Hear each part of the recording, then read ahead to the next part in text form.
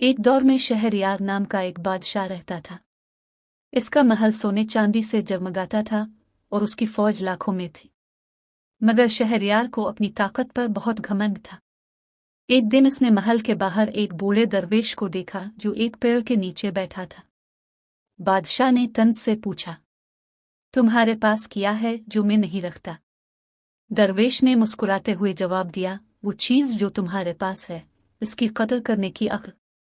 बादशाह गुस्से से बोला, मैं तो पूरे मुल्क का मालिक हूँ, ताजे जैसे फकीर को मेरा एहसान मानना चाहिए।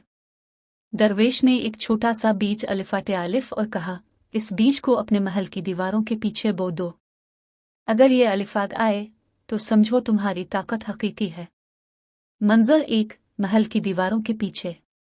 बादशाह ने बीज बोया, मगर सोने के बर्तनों और खादमों के बावजूद बीज न आगा। वजह सोने की चमक और खादमों की देखभाल ने बीज को रोशनी और हवा से महरूम कर दिया। मंजर दो, दरवेश का जंगल। दरवेश ने वही बीज जंगल की मिट्टी में डाला। चंद दिनों में एक तनावर दरख्त अलिफाग आया जिसके फल हर जानवर ने खाए।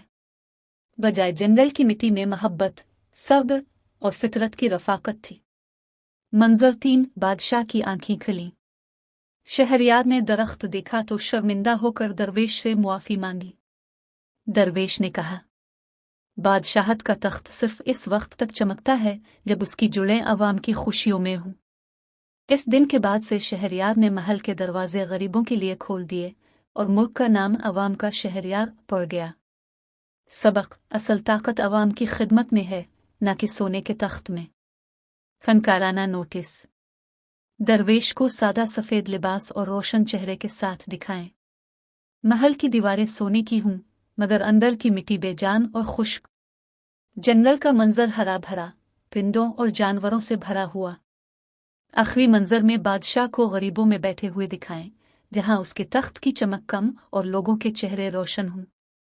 उम्मीद है ये कहानी आपको अच्छी लगी होगी।